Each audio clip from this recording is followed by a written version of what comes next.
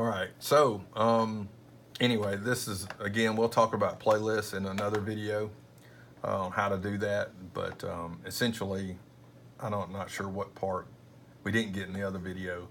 But before you drag and drop clips in here, they all have to be trimmed and ready to go from one to the other. In other words, all of them have to be trimmed exactly where they need to be trimmed in order for it to work like that. Once they're in here, you can't trim them, if that makes any sense.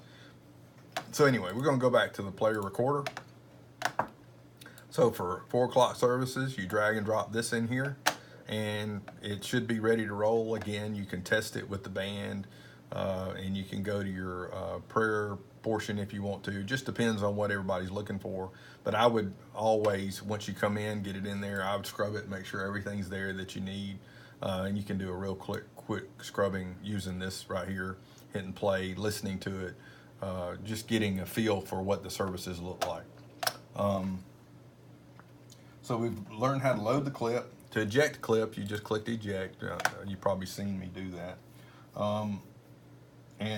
Again, we talked about this before. You can set cue points in a playlist clip just as well as a regular clip. So if you need to set playlist or cue points, I mean, it's not playlist, cue points, you can go in there and add cue points as well in the service. You can put it near where you need it to be and then add a cue, rename that cue so that you know what it is.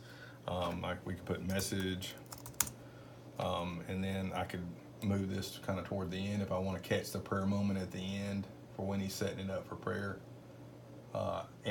And don't get so, if you're doing this, don't get so wound up in nailing a point. Just get it close.